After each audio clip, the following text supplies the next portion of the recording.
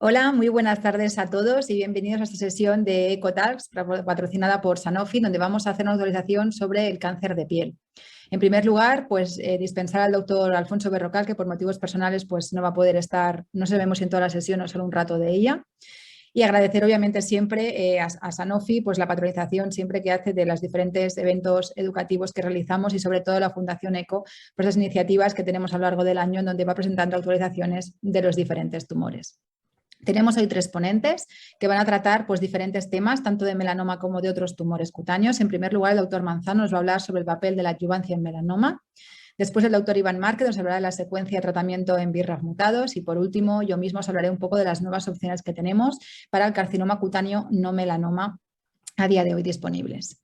Pues ya sin más dilación, damos paso al primer ponente, que es el doctor José Luis Manzano del Hospital Can Ruti de Badalona, que nos va a hablar sobre la actualización que tenemos a día de hoy sobre el manejo y el tratamiento de los pacientes afectos de melanoma en el contexto adyuvante. Adelante, José Luis, cuando quieras. Hola, buenas tardes. Muchas gracias, Eva, por la introducción y a Sanofi por la invitación. Y bueno, como son sesiones de 10 minutos, pues intentaremos contextualizar un poco el papel de la adyuvancia con las ideas un poco principales, ¿no? La realidad es que estos son datos de National Cancer Institute de Estados Unidos, pero podrían ser aplicables a nuestro medio. La verdad es que tenemos una población que normalmente son estadios muy localizados, con supervivencias a los 5 años muy buenas, pero aquellos pacientes que tienen enfermedad no corregional, pues se espera en las bases de datos de Estados Unidos que haya una mortalidad de más de 3.000 pacientes. Como lo que veis ahí, es un 9%, una población muy pequeña, pero con una supervivencia a los 5 años muy pobre. ¿Qué llamamos nosotros la población de riesgo? Bueno, pues lo tenéis aquí, son los pacientes que en estadio 2B o 2C, que tienen incluso supervivencias inferiores a los estadios 3A, ¿vale? Y luego todos los estadios 3 con afectación granular, que son pacientes que ya veis que tienen supervivencias que van desde el 24 al 80%, que son muy pobres y que requieren un tratamiento para mejorar esos datos tan pobres de supervivencia que tenemos. Como primer concepto, ¿cuál es el fin de la adyuvancia? Pues bueno, aquí es un poco diferente, es obtener el mejor beneficio, que es la que no aparezca la recaída, con un balance, un equilibrio con la toxicidad. He dejado ahí puesto lo de la supervivencia, porque bueno, esto podemos hablar en la discusión, pero bueno, yo creo que estos son los objetivos principales de un tratamiento adyuvante, ¿no? Que recaiga y con una toxicidad manejable. Aquí os he puesto todo lo que tenemos en la columna de arriba en morado, todos los estudios de inmunoterapia, de adyuvancia. No, como es una sesión de 10 minutos, solo voy a mencionar, pero desde la aprobación desde los estudios positivos con ipilimumab, la incorporación de nivolumab o pembrolizumab.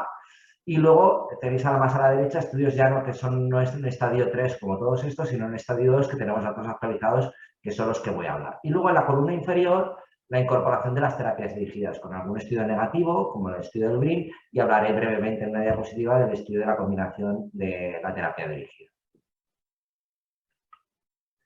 El primer estudio con la inmunoterapia es el estudio del Keynote 054. Son pacientes con estadio 3, como podéis ver, incluye el estadio 3A, con enfermedad de más de 1 milímetro, estadio 3B, 3C, y se randomizan a un brazo que es placebo durante un año frente a pembrolizumab, que es el brazo experimental, durante un año, y en este estudio permitía a la progresión hacer un crossover. Entonces, el objetivo principal del estudio es la supervivencia libre de progresión, ¿vale? Lo que podéis ver, que datos actualizados a los 3 años y medio, hay un beneficio del uso de pembrolizumab frente a placebo. Ya veis con una tasa ratio de 0,56, 0,63% de pacientes sin recaída a los 3 años y medio en el brazo de pembrolizumab frente a 44 con el placebo.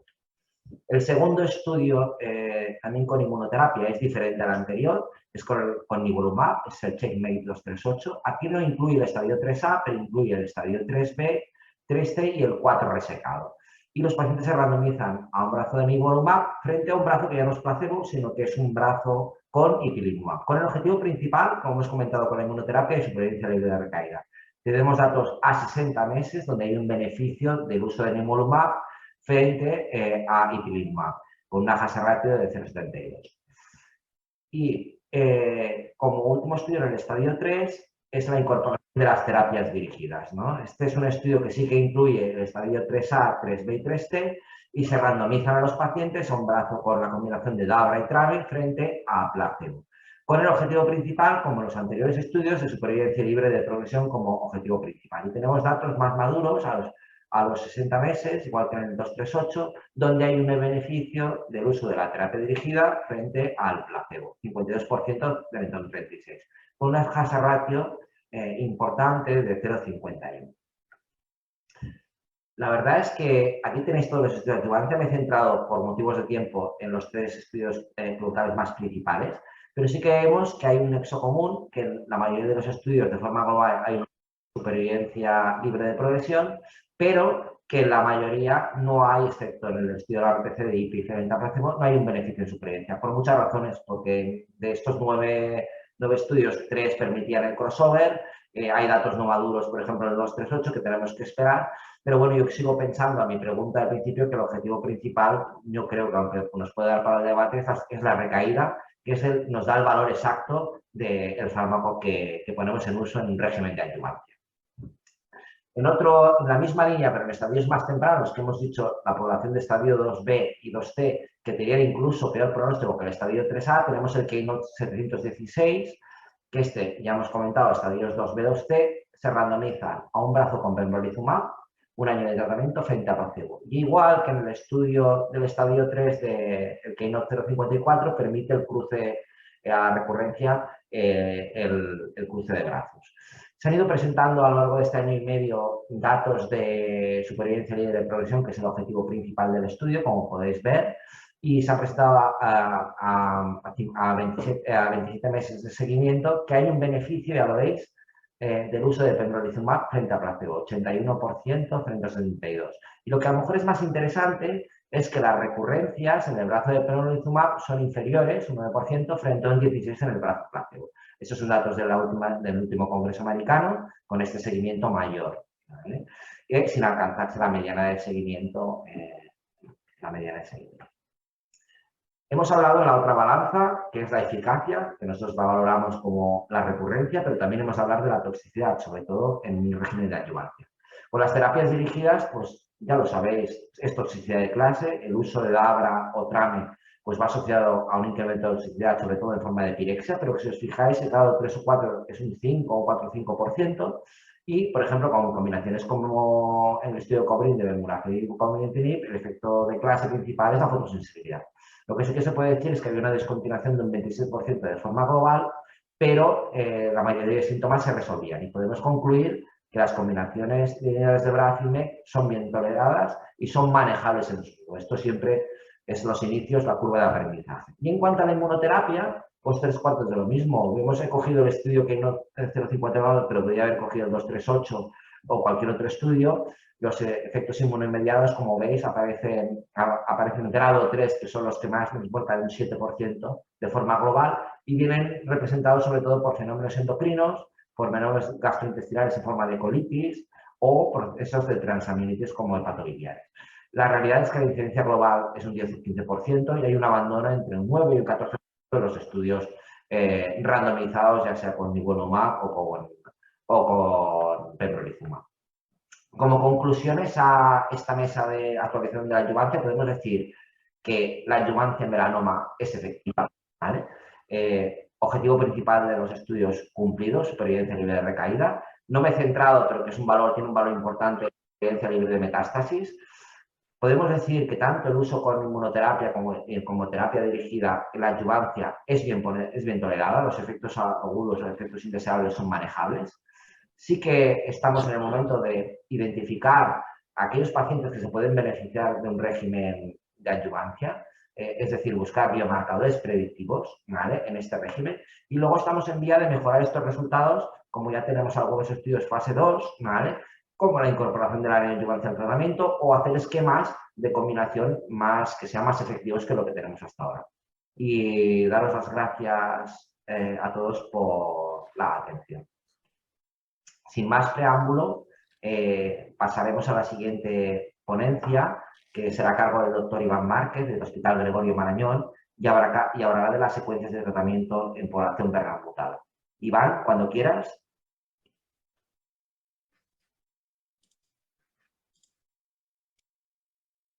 Muy bien, muchísimas gracias. José Luis, por la presentación. Muchas gracias a la Fundación ECO y a Sanofi por la invitación para hablar de este tema. Vamos a ver si me dan el control de la pantalla. Yo voy a hablaros en la mayor brevedad posible sobre qué es lo que podemos ofrecer a los pacientes con la mutación en BRAF en su melanoma, que son aproximadamente el 50% de los pacientes y que tienen el beneficio de dos terapias muy distintas. La terapia dirigida, fundamentalmente basada en niveles de BRAF en combinación de niveles de MEK, y la inmunoterapia basada en anti-PD1. Estos son mis potenciales conflictos de interés. Y entonces, cuando tenemos dos tratamientos que hasta hace bien poquito no se han comparado entre ellos, pero que en sus respectivos ensayos clínicos han superado sus comparadores, ¿cómo podemos elegir? Porque de momento no los podemos poner todos a la vez. Pues podemos comparar los distintos ensayos. Esto es algo que siempre nos dicen que no debemos hacer, pero en el día a día lo hacemos todos los días para tomar decisiones. Y aquí vamos a hacer un breve repaso sobre cuáles son los principales resultados en eficacia que ofrecen cada una de las terapias y centrarnos un poquito en el análisis post-hoc del KEYNOTE-006, el estudio con pembrolizumab, que es el que más se ha preocupado en analizar un poco las secuencias de tratamientos posteriores al pembrolizumab. Luego podemos ver datos de vida real, es decir, cómo funcionan estos tratamientos una vez que están ya en un entorno más generalizado. Y para eso tenemos dos estudios, el GEM 1801 y el estudio de Humelareg. Y por último, lo ideal para tomar decisiones es tomarlas basadas en ensayos aleatorizados. Y hay dos ahora mismo, un fase 2 aleatorizado, el SECONVIT, y un fase 3 aleatorizado, que es el DREAMseq. Bien, en esta tabla he intentado resumir qué es lo que aportan en endpoints de relevancia para los pacientes las distintas estrategias terapéuticas en pacientes con melanoma avanzado y mutación en BRAF. De una forma resumida, sí que para que entendáis, aunque lo tendréis en la grabación y puedo compartir la charla con quien queráis, hay una peculiaridad, por ejemplo, con pembrolizumab, que es que admitía a pacientes tanto en primera como en segunda línea de tratamiento. Y esta segunda línea de tratamiento incluía pacientes tratados previamente con inhibidores de BRAF. En esta tabla os presento aquellos que de forma pura fueron tratados en primera línea.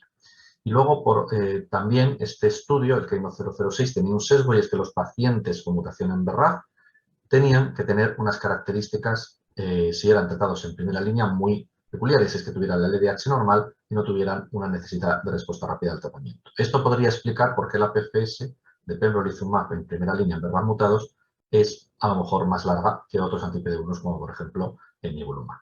Y la conclusión que se puede sacar mirando esta tabla con sus peculiaridades y teniendo en cuenta que es difícil comparar los ensayos, es que de alguna forma la terapia dirigida nos ofrece una mayor tasa de respuestas y en condiciones generales habitualmente puede ser una mayor control de la enfermedad, pero a largo plazo el porcentaje de pacientes que tienen su enfermedad controlada y que están vivos, obviamente en comparación indirecta, es mayor en los pacientes que reciben inmunoterapia como primera línea. Vamos con los análisis post-hoc del KEYNOTE-006. Recordaros, este es un ensayo que comparaba pembrolizumab con ipilimumab en primera y segunda línea. Los pacientes con mutación en BRAF, por supuesto, también se podían incluir y para ser incluidos en primera línea tenían que tener unas características de especial buen pronóstico. Pues en este análisis se ve cuál es el devenir de los pacientes según fueron tratados en el ensayo clínico en primera o en segunda línea. Y como veis, aquellos pacientes que recibieron terapia dirigida en primera línea antes de participar en el ensayo clínico, tenían lo primero unas tasas de respuestas al pembrolizumab menores a los que habéis visto en la tabla, pero también una menor supervivencia libre de progresión y una menor supervivencia global si lo comparamos de forma indirecta con el mismo estudio de aquellos pacientes que no recibieron terapia dirigida en primera línea. También este estudio se ha preocupado de ver qué es lo que pasa con los pacientes que reciben los inhibidores de BRAF y MEK después de haber participado en este ensayo, después de haber progresado a pembrolizumab. Y lo que se ve es que, centrándonos en los pacientes que reciben terapia dirigida ya en era moderna, BRAF e inhibidores de MEK, tienen en torno a un 50% de respuestas si ha sido la primera vez que reciben esa terapia dirigida, es decir, si la reciben después de una primera línea basada en anti-PD1, en este caso pembrolizumab, pero aquí el rechallenge, es decir, pacientes que entraron en el ensayo clínico habiendo recibido primera línea con terapia dirigida, luego el pembrolizumab en el ensayo y luego intentando ser rescatados con la terapia dirigida, estas tasas de respuesta eran mucho menores. Y además analizan cuál es la eficacia de la terapia dirigida en los pacientes que en el ensayo clínico han progresado a pembrolizumab. Y aquí vemos los datos que hay de aleatorización, desde la aleatorización, es decir, desde que los pacientes son aleatorizados a recibir pembrolizumab y luego a la progresión reciben la terapia dirigida, y desde el inicio de la terapia dirigida post-pembrolizumab.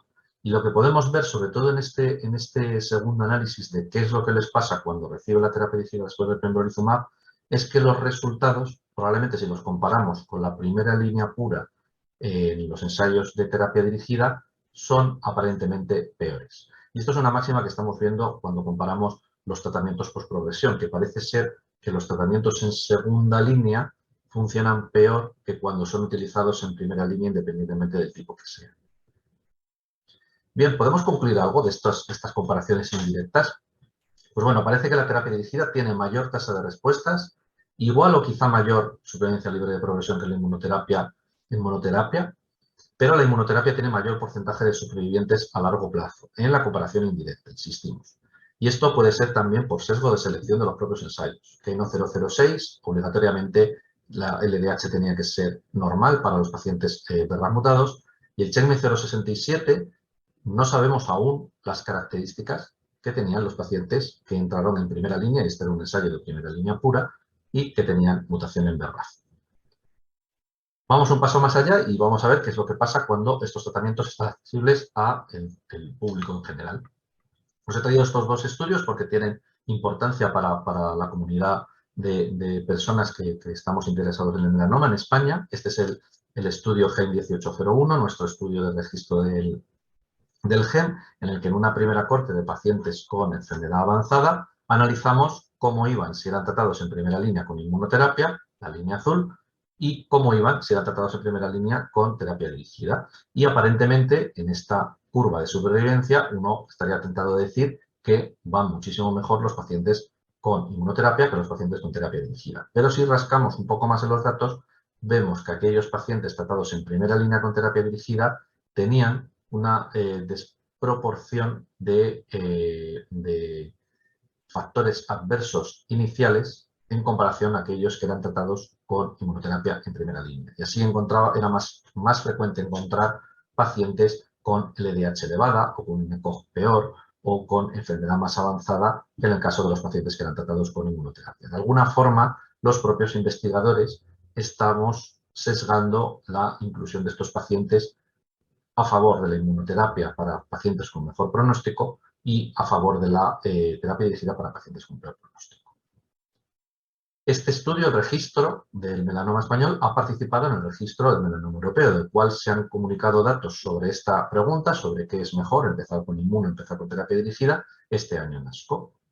Y lo que se ha visto es, con un análisis más fino que el nuestro, intentando ajustar un poco a los distintos parámetros pronósticos y predictivos conocidos de respuesta de distintos tratamientos para intentar aminorar ese sesgo de selección que tienen los estudios retrospectivos, es que también parece que es mejor empezar con inmunoterapia que con terapia dirigida. Y eso también es mejor en tanto en cuanto la PFS2, es decir, cuando no funciona el tratamiento de primera línea, que es lo que pasa con los tratamientos de segunda línea, parece que esos tratamientos de segunda línea son mejores cuando se empieza con inmunoterapia que con terapia dirigida. Y esto lo hacen en base a un ajuste estadístico más fino, a pesar del cual yo personalmente pienso que no se consigue ese ajuste tan fino como quisiéramos, porque si os fijáis en las características, de nuevo y muy parecido a lo que nos ha pasado en el registro español, los pacientes con terapia dirigida tienen una proporción mayor de casos con factores pronósticos adversos, como pueden ser peor ECOG o LDH más elevada o estadios más avanzados. Entonces, la única forma de contestar realmente estas preguntas sería con un ensayo aleatorizado. Hay dos ahora mismo. Uno de ellos es un fase 2 aleatorizado, un poco difícil de interpretar el diseño y los resultados, pero voy a intentar resumíroslo. Este es un ensayo del grupo italiano ENVIT, en colaboración con muchos otros centros a lo largo del mundo, en el cual quieren comparar en un ensayo fase 2 aleatorizado, pero no con el objetivo de mostrar superioridad de una rama sobre otra. En estos pacientes con melanoma BRAF mutado, empezar por encorafenib binimetinib, terapia dirigida, seguida a la progresión de ipilimumab nivolumab, frente a la secuencia inversa y frente a una terapia que ellos llaman sándwich de 8 semanas de encorafenib binimetinib, no esperar a la progresión, poner ipilimumab nivolumab para supuestamente tener una mejor recepción de la inmunoterapia en estos pacientes y reservar de nuevo el encorafenib binimetinib a la recaída. Y lo que se ha visto es en el endpoint de total PFS, total supervivencia libre de progresión total, que es el tiempo desde la autorización a la segunda progresión. Es decir, los pacientes se consideran un continuo el tratamiento, la rama A, seguida de la B o viceversa. Y lo que se ve es que empezar por la inmunoterapia o la estrategia sándwich en este endpoint es mejor que empezar directamente con la terapia dirigida. Esto no parece tan llamativo en términos de supervivencia global, aunque sí que pareciera que sigue siendo algo peor empezar por terapia dirigida directamente. Y bueno, nos da pues una pista de que ya en un contexto aleatorizado, aunque hay cierto desbalance en las ramas que podemos discutir, pues sí que parece que lo que se ve en la vida real y en la comparación indirecta entre ensayos pudiera ser cierto, que es que empezar por inmunoterapia es aparentemente mejor que empezar por terapia dirigida. Y por último, un ensayo aleatorizado, en este caso ya fase 3, con un diseño más limpio y con un objetivo principal calculado en base a un cálculo estadístico muy arriesgado, pero que a la postre les ha salido bien, y es que la hipótesis que marcaban es que en este ensayo los pacientes que reciben en primera línea ipilimumab nivolumab seguido la progresión de dabrafenib trametinib, van a tener un 20% más de posibilidades de estar vivos a los 2 años que la secuencia inversa. Este estudio estratificado por ECOG y por LDH y debido a las grandes diferencias que esperaban los propios investigadores se pudieron permitir un tamaño muestral que es más pequeño que lo que sería para algunos ensayos clínicos de esta envergadura. Aquí la muestra está muy balanceada, incluso alguno diría que la rama que empieza por terapia dirigida tendría algunos factores mejores pronósticos, como más melanoma locorregionalmente avanzado. Y los resultados, primero en respuesta, que era evaluada por investigador y que a todos nos ha sorprendido mucho, es que los pacientes que empiezan por terapia dirigida tienen un 43% de tasa de respuestas, algo que no se corresponde a lo que hemos visto en los ensayos clínicos pivotales. En supervivencia libre de progresión, si bien no era el objetivo principal del estudio, parece que es netamente superior empezar por ipilimumab y nivolumab y reservar la terapia dirigida a la progresión, salvo para un porcentaje de pacientes en los cuales esta tendencia se invierte. Y hay pacientes que tienen la enfermedad controlada antes cuando empieza con la terapia dirigida. Y en términos de la supervivencia global, sí que se cumplió el objetivo principal porque a los 2 años el 72% de los pacientes que empezaron con nivolumab y ipilimumab y dejaron el dabratrame a rescate estaban vivos frente al 52% que hicieron la secuencia inversa de empezar con la terapia dirigida. Y estos resultados se han reproducido en una reciente actualización que tenemos en ASCO de este año. Algo que llamó mucho la atención es que es esta forma de curva bifásica que tiene al principio, muy al principio, las curvas de supervivencia, y es que 24 pacientes que recibieron primero inmunoterapia murieron sin siquiera tener la posibilidad de recibir dabrafenib trametinib. Y es que el protocolo del estudio obligaba a que los pacientes a la hora de hacer el crossover estuvieran en las mismas condiciones que cuando hicieron el tratamiento en primera línea, es decir, con una situación clínica muy buena, que como sabemos, por desgracia, muchas veces en la progresión nuestros pacientes no tienen. En un análisis univariante de distintos factores pronósticos, parece ser que no hay diferencias entre los distintos factores pronósticos que puedan favorecer la terapia dirigida frente a inmunoterapia y gana en todos estos casos la inmunoterapia, incluso en aquellos casos en los que siempre hemos visto que la terapia dirigida tenía mejores resultados en comparación con sus propios estudios, como son el LDH baja o los estadios que no fueran con enfermedad visceral. Por lo tanto, para concluir, ¿qué podemos concluir con estos ensayos clínicos o con el real world? Bueno, pues la conclusión probablemente más firme es que asumiendo los parámetros del estudio DREAMSEQ, comenzar con Ipi/Nivo es superior en supervivencia a los 2 años, también a los 3, a empezar con dabrafenib/trametinib. Con un menor nivel de evidencia parece esto confirmarse con el estudio SECOMBIT, sobre todo en supervivencia libre de progresión. No queda claro, o a mí particularmente no me queda claro cuál es el papel del sándwich frente a ipilimumab, nivolumab y reservar encorafenib milimetrina por progresión. Y de momento no podemos extrapolar esta estrategia de Ipi/Nivo a los anti-PD-1 de monoterapia, como sabéis, que es lo que más frecuentemente administramos aquí en España. Los datos de vida real parecieran indicar que sí, no os lo he comentado, pero tanto GEN 1801 como Humelareg tienen su mayor proporción de inmunoterapia en forma de monoterapia. Y a pesar de todo esto, que pudiera a uno de concluir que es mejor empezar por inmunoterapia que terapia dirigida, siempre va a haber situaciones concretas que va a haber debate. Por ejemplo, los pacientes con metástasis cerebrales sintomáticas, estos pacientes luego lo podemos debatir, no se benefician tanto de la inmunoterapia en primera línea, pacientes, por supuesto, que tengan contraindicación de inmunoterapia o pacientes que necesiten una respuesta rápida. Y sin más, muchísimas gracias por vuestra atención. Cedo la palabra a mi compañera, la doctora Eva Muñoz, del Hospital Valdebrón, que nos va a hablar de las novedades que tienen a su disposición los pacientes con otros tumores cutáneos avanzados distintos al del melanoma.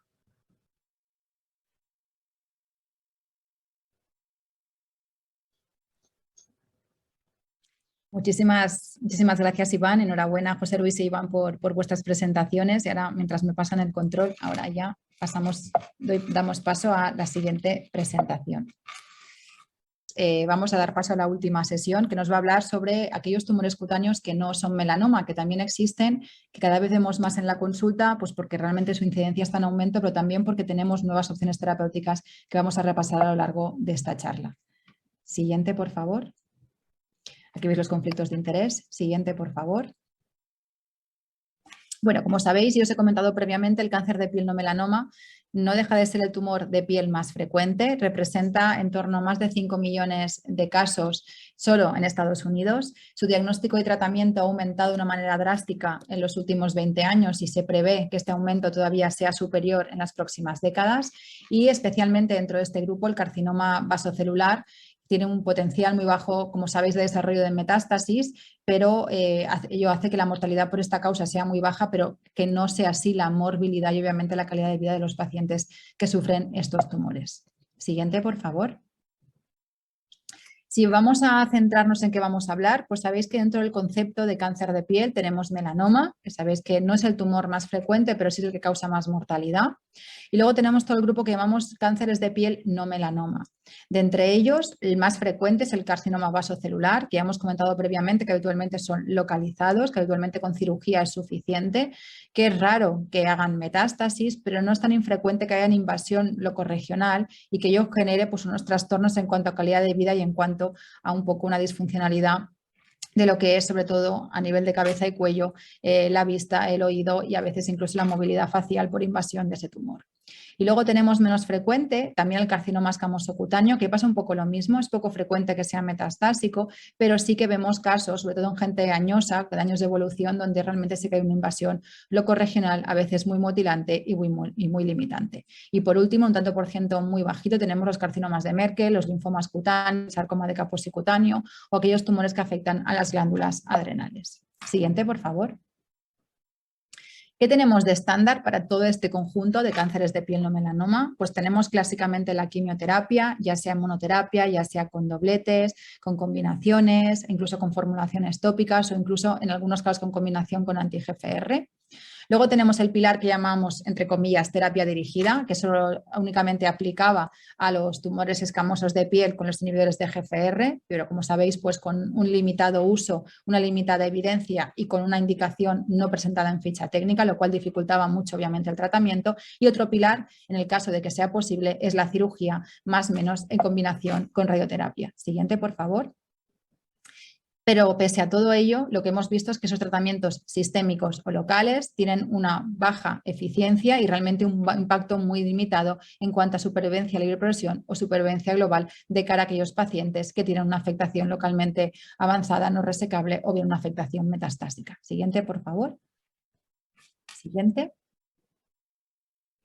¿Qué tenemos de nuevo? Pues tenemos dos pilares nuevos, que se reproducen un poco a lo que se han comentado mis compañeros en melanoma. Tenemos por un lado la inmunoterapia, que ha entrado de una manera muy contundente, muy fuerte en los diferentes tumores y que a continuación repasaremos, sobre todo los agentes anti-PD1 y anti-PD-L1, algunos ya aprobados, como cemiplimab, que es el único tratamiento que a día de hoy tiene la aprobación, ¿no? Que también la tiene pembrolizumab, pero que más a más tiene la indicación en España para tratar carcinoma escamoso cutáneo. Tenemos pembrolizumab, que también está aprobado por FDA y por EMA, pero a día de hoy aún tenemos pendiente que se nos apruebe en España su uso específico para este tipo de tumores. Y luego también tenemos nivolumab y avelumab, el cual el último tiene aprobación para carcinoma de Merkel localmente avanzado no resecable o metastásico. Y por último, obviamente, un arsenal de combinaciones que se están testando en diferentes ensayos a día de hoy en marcha y en los cuales pues tenemos la suerte en España de poder participar en alguno de ellos. Y luego tenemos otro pilar que es la terapia dirigida. Aquí obviamente ni BRAF ni MEK tienen ningún papel, pero sí que hemos visto que en los carcinomas vasocelulares la vía de Hedgehog es un papel delimitante y tenemos fármacos que inhiben esa vía de una manera muy eficaz. Siguiente, por favor. Si vamos a centrarnos en inmunoterapia, ¿por qué la inmunoterapia en general en cáncer de piel es un tratamiento clave y a día de hoy también ha irrumpido en este grupo de pacientes con cáncer de piel no melanoma? Pues por lo que veis a continuación. Siguiente. Es muy gráfico. Veis que previamente en todos los tumores cutáneos previo a la inmunoterapia, pues realmente obviamente a medida que pasaba el tiempo, ¿no? El número de éxitos por parte de los pacientes pues era muy significativo. Lo que ha conseguido la inmunoterapia es reconvertir este triángulo y hacer que cada vez más pacientes, pese a que pase el tiempo, sigan vivos y en respuesta tras recibir un tratamiento con inmunoterapia. Adelante, por favor. Si nos centramos ya en algunos subtipos concretos, como es el carcinoma escamoso cutáneo, sabéis que es un tumor que durante muchos años no ha tenido ningún tratamiento aprobado. Básicamente lo que ofrecíamos era la quimioterapia, inmunoterapia en doblete y en algunos casos en combinación con anti-EGFR, pero con resultados muy limitados, tanto a corto como a largo plazo. Ha irrumpido la inmunoterapia. Aquí veis, por ejemplo, los datos de cemiplimab basados en el estudio Empower, que sabéis que tiene diferentes cohortes con enfermedad localmente avanzada o enfermedad metastásica o alguna de combinación, donde podéis ver que las curvas tienen a tener una tendencia parecida a la que vemos en melanoma, teniendo ya un tanto por ciento de pacientes cada vez más largos supervivientes, largos respondedores. También veis los datos de pembrolizumab con un menor seguimiento, pero que también cogen esa tendencia de mejor control de la enfermedad y posibilidad de que un paciente a largo plazo sea un largo respondedor, un largo superviviente y viendo incluso respuestas muy significativas y en algunos casos incluso respuestas completas. Siguiente, por favor. No solo la inmunoterapia ha irrumpido en cuanto a eficacia, sino algo muy importante y muy significativo para la población que tiene estos tumores, que habitualmente es una población añosa, es la calidad de vida. Aquí veis este estudio en el cual se demuestra que realmente la inmunoterapia pues mantiene esta calidad de vida, pero no solo la mantiene, sino que incluso la mejora en cuanto a lo que es el concepto de propia enfermedad y en cuanto a los efectos secundarios en frente a la quimioterapia, que es lo que ofrecíamos para estos pacientes. Siguiente, por favor. Siguiente. Si nos vamos a carcinoma vasocelular, pues aquí también la inmunoterapia ha irrumpido de una manera muy significativa. A día de hoy la indicación es para pacientes que han progresado a un inhibidor de Hedgehog, pero es cierto que tenemos estudios en marcha pendientes de resultados en los cuales ya se va a testar en primera línea inhibidor de Hedgehog frente a inmunoterapia. Hemos hablado de inhibidores de Hedgehog, son muy eficaces en esta patología, pero es verdad que la toxicidad a largo plazo es un factor muy limitante. Por todo ello, la inmunoterapia pues, irrumpe a día de hoy como un tratamiento posible en segunda línea, pero que muy posiblemente lo veamos posicionado en primera, si realmente la eficacia al menos es similar, si no superior, pero sobre todo porque el perfil de efectos secundarios es mucho más manejable con la inmunoterapia. Siguiente, por favor. Aquí, por ejemplo, veis este estudio que os comentaba de carcinoma vasocelular. Un estudio que está en marcha y que se han presentado datos en ASCO de este año, donde los diferentes pacientes con carcinoma vasocelular, ya sea a nivel metastásico o a nivel localmente avanzado, reciben tratamiento con cemiplimab como primera línea de tratamiento, o bien algunos han recibido tratamiento previo con niveles de Hedgehog y bien o han progresado o bien su tolerancia no ha sido aceptada y por tanto es obligado a un cambio de tratamiento. Siguiente, por favor. Y aquí veis las curvas que ya tenemos presentadas, como os digo, recientes en cuanto a supervivencia libre próxima y supervivencia global, que veis que tienen una tendencia a ser muy parecidas al concepto que ofrece la inmunoterapia en otros tumores, como puede ser melanoma o como pueden ser las previas que habéis visto en carcinoma escamoso cutáneo. Siguiente, por favor. Si nos vamos a centrar en carcinoma de Merkel, pues aquí ya tenemos aprobado un tratamiento en primera línea para pacientes con enfermedad localmente avanzada no resecable o metastásica con avelumab, donde realmente vemos que la tasa de respuestas pues, no es desdeñable, es muy superior a la quimioterapia y no solo eso, sino que además nos ofrece la posibilidad de tener pacientes largos respondedores y un manejo de efectos secundarios mucho más asumible que lo que ofrecíamos previamente con la quimioterapia en este pool de pacientes, que también es una población muy añosa y con muchas comorbilidades. Siguiente, por favor. Y ya para finalizar y para dejaros un poco el concepto, nos queda, hemos hablado de lo que teníamos, hemos hablado de lo que tenemos y obviamente nos queda la siguiente pregunta, que es cómo seguir avanzando en carcinoma de piel no melanoma. Pues posiblemente el camino sea muy parecido al que ha seguido melanoma y os lo ha comentado tanto el doctor Manzano como el doctor Márquez. Lo primero es centrarnos en estadios tempranos, ya sea adyuvancia o neoadyuvancia, que eso ya se está haciendo con estudios en marcha. Luego también sabéis que hay un pool de poblaciones especiales que además son bastante numerosos en estos tumores, sobre todo los pacientes inmunosuprimidos, pacientes trasplantados o que requieren una inmunosupresión. Sabéis que tienen un mayor riesgo de hacer un cáncer de piel y sobre todo cánceres de piel tipo vasocelular y sobre todo carcinoma escamoso, que además nos limita mucho la inclusión de estos pacientes en estudio porque clásicamente son una población que está excluida. Por lo cual, otra vía de seguir avanzando va a ser en cómo manejar estos pacientes con las nuevas terapias, sobre todo con la inmunoterapia. Y por último, ¿por qué no? Cómo optimizar las diferentes opciones de tratamiento pensando en las combinaciones, ya sea con otros agentes de inmunoterapia, como puede ser LAG3 o virus oncolíticos o virus localizados. También cómo combinarlo con la radioterapia, con la quimioterapia o con diferentes agentes que a día de hoy tenemos disponibles y que podrían optimizar, si cabe, más la eficacia que nos ofrece la inmunoterapia en este contexto. Siguiente, por favor. Y ya por finalizar como conclusiones, pues sabéis que la inmunoterapia, y os lo he comentado en esta sesión, ha irrumpido de una manera muy significativa. Siguiente. Obviamente está aquí y está aquí para quedarse también en cáncer de piel no melanoma. Siguiente. Y os plantearéis, ¿y ahora qué? ¿No? Porque sabemos que está aquí, pero realmente con muchas dificultades para poder pautarlo por niveles regulatorios y además porque vamos un poquito más retrasados en cuanto a lo que son la inclusión de la inmunoterapia en los diferentes escenarios de estos tumores. Siguiente.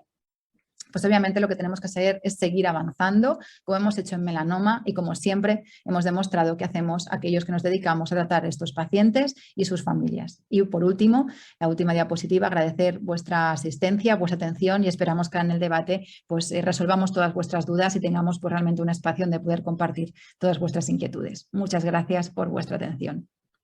Y ahora, si os parece, pues damos paso al debate. Si queréis conectaros, que se os vean también Iván y José Luis.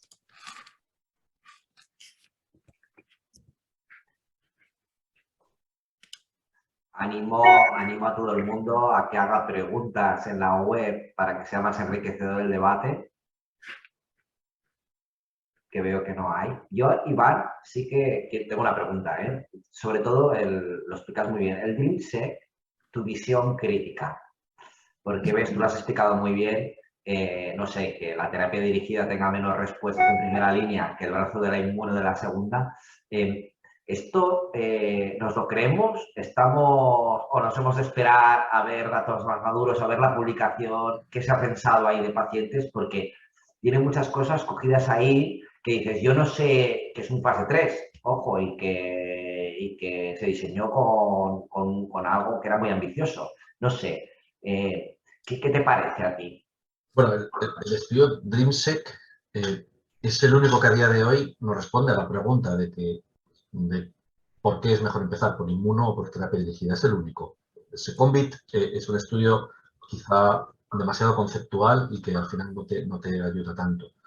Eso como voto online, pero como tú bien has dicho, hay que rascar. Nos llamó a todos los que hemos participado en todos los ensayos y vemos la vida real, la tasa de respuesta de terapia dirigida era muy bajo. Y hay pocas cosas más objetivas que la respuesta objetiva. Yo tengo una pequeña hipótesis y es que este estudio, la evaluación de respuesta no estaba centralizada, estaba realizada por el investigador.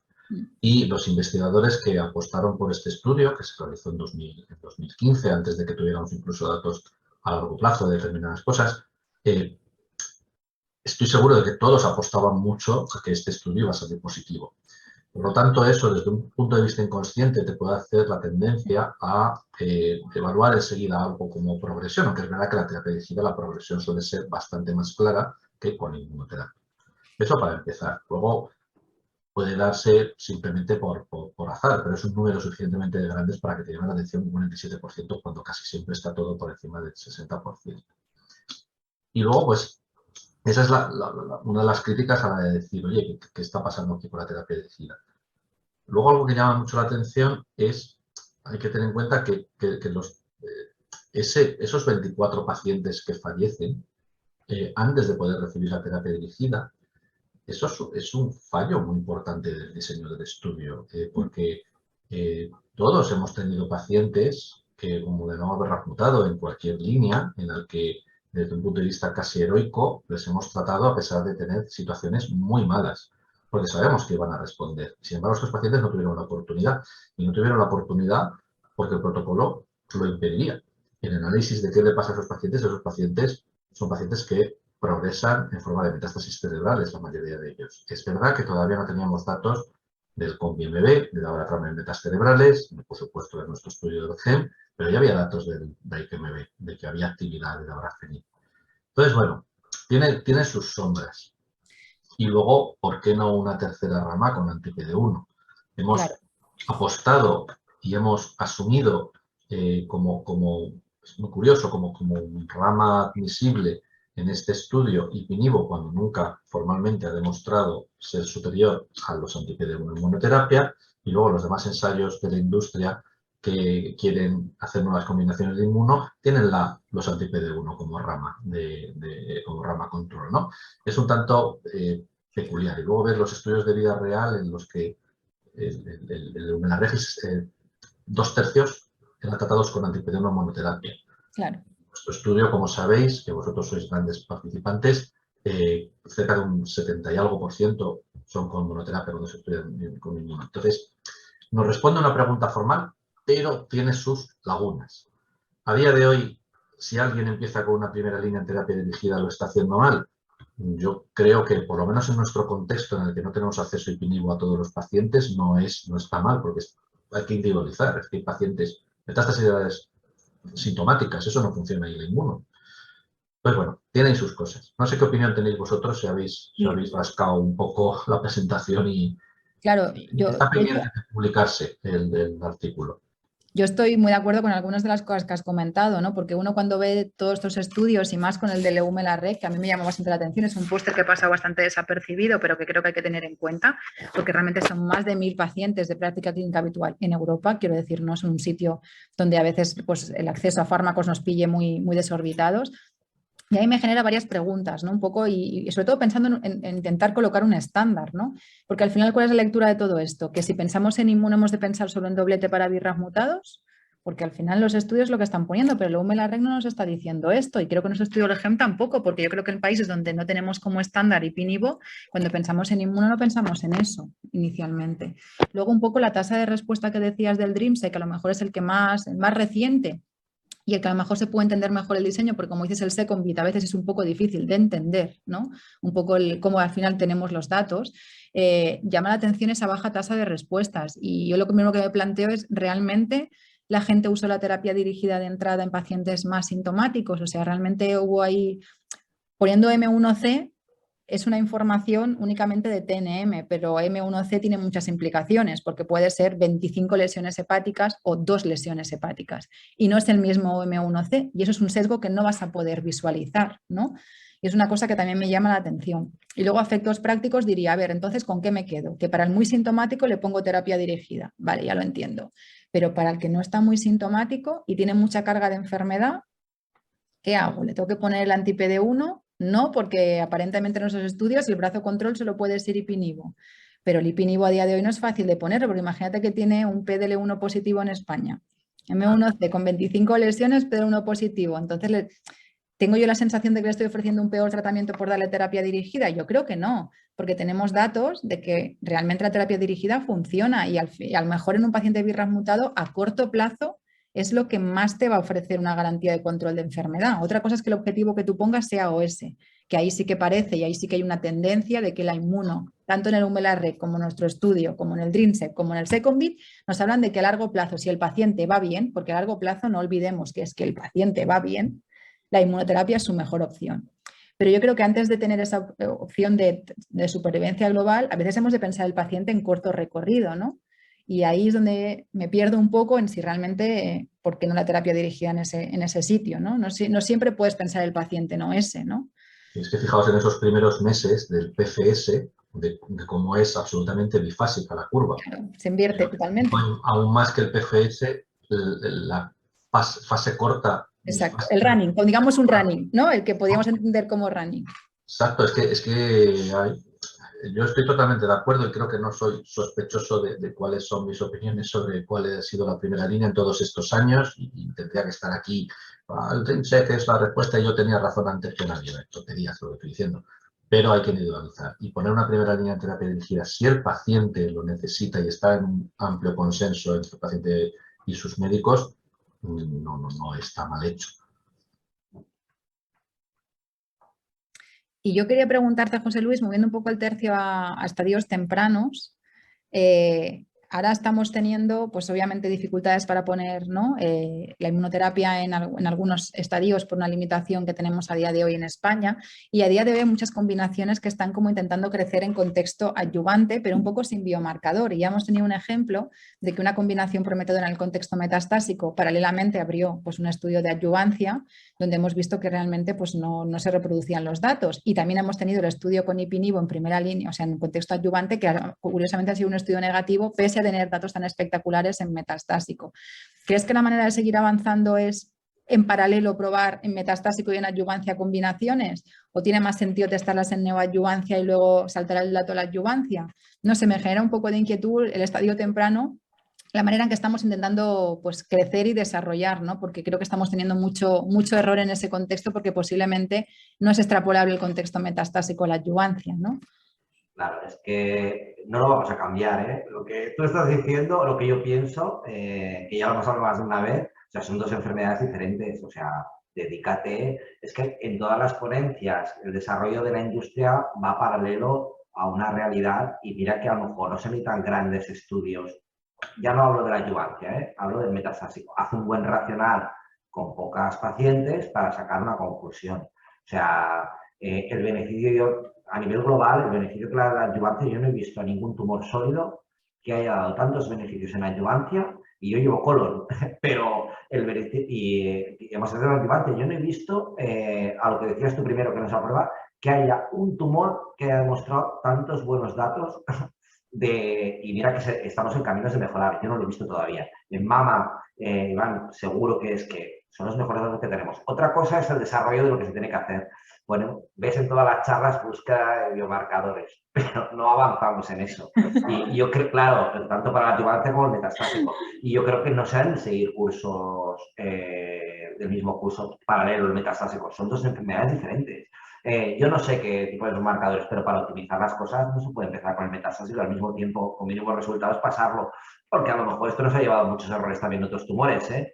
Y no aprendemos de eso, ¿vale? Yo no sé qué biomarcadores, pues como todo, hay firmas génicas que han fracasado, pero bueno, ahora tenemos la neoadyuvancia, que es otra vía. Lo que pasa es que yo no lo veo en la práctica nuestra del paciente que puede seguir, porque esto en Australia o en zonas donde es endémica o el melanoma, pues tiene mucho sentido, pero nosotros a lo mejor vemos muy pocos pacientes. No lo sé cuál es la mejor manera, pero el desarrollo del racional es básico, ¿no?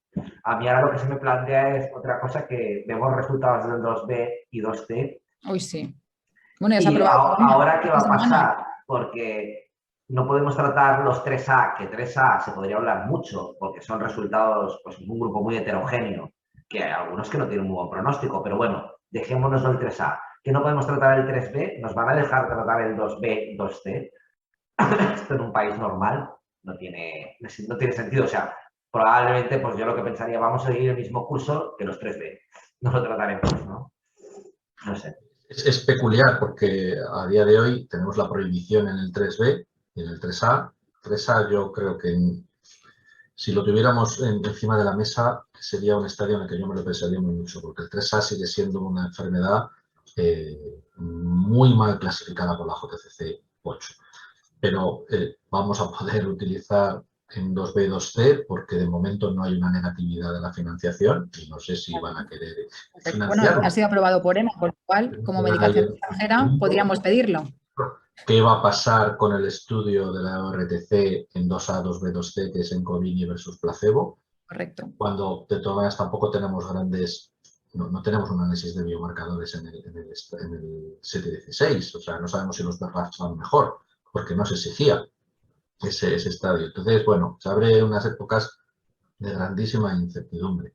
Yo quería aprovechar que estamos haciendo aquí esta jam session, Eva, y te quería preguntar sobre tu sensación sobre los anti-PD1 en carcinoma vasocelular.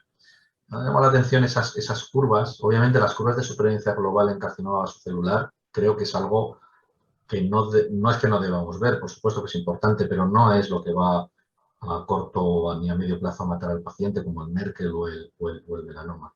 Sin embargo, las curvas de PFS, ¿tú crees que eso cuando se enfrente a Vismodegib o a Sonidegib va a salir ganando? Tengo mis dudas. Yo a nivel de eficacia tengo mis dudas también, Iván. Tengo mis dudas porque al final es verdad que estás compitiendo contra una terapia dirigida que es eficaz, es verdad, pero sí que tiene un problema y es la tolerancia y es la adherencia al fármaco y las resistencias.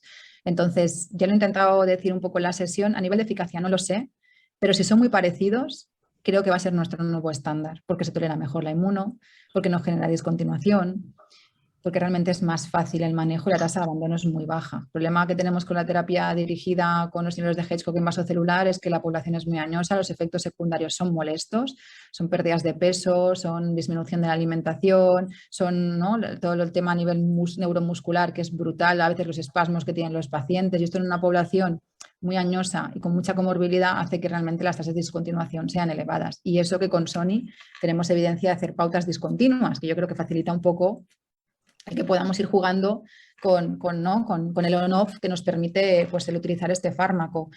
Pero si en eficacia son parecidos, ya no te digo iguales, parecidos, yo creo que va a ganar la inmuno. Pero va a ganar la inmuno precisamente por el perfil de manejo que tiene. No sé qué expresión tenéis vosotros, pero es que... También por el precio. Bueno, por supuesto, eso seguro. Solo por motivo Eso de seguro. hay, Una digamos, indicación más, con lo cual ya sabemos lo que eso implica. Por tolerancia, población mayor, población polimedicada, adherencia a los tratamientos, que siempre hablamos de lo mismo muchas con otros tumores. Hombre, es que se ve venir, ¿eh? Se ve venir. No sé lo que pasará luego, las aprobaciones y todo lo demás, pero bueno, no hay punto Pero de sí, yo creo que de comparación. hecho ya casi la usamos, porque estos estudios, pensar que es en segunda línea la inmuno, pero la trampilla es o progresión o tolerancia inaceptable, que eso es fácil, quiero decir. Pues la ha tomado un mes y no la aguanta. Venga, quiero decir que de alguna manera esa trampilla ya se está utilizando, porque bueno, trampilla y realidad, porque al final es verdad que hay pacientes que lo toleran muy mal desde el principio, o sea que... Y aparte, como dices, el precio, que obviamente ahí no tengo dudas. Quiero decir, será una indicación más con todo lo que eso implica en cuanto a bajada de precio y accesibilidad al fármaco. Sí. Si alguien que tenga en posesión en su pipeline un anti-PD1 nos está escuchando por casualidad, creo que es una muy buena manera de posicionar un tratamiento. Un tratamiento que además en las personas de esas características, personas con edad avanzada, ya se ha demostrado que es bien tolerado, ¿no? Salvo casos que te puedan dar algún susto. Entonces, bueno, sería...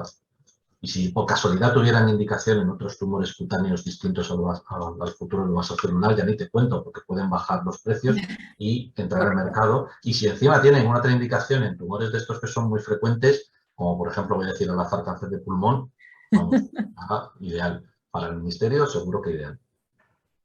Todo ayuda, todo suma. Muy bien. Pues muchísimas gracias, si os parece, y por ser fiel a los tiempos. La sesión terminaba a las 6. Agradeceros pues las brillantes presentaciones y este ratito que hemos tenido de discusión.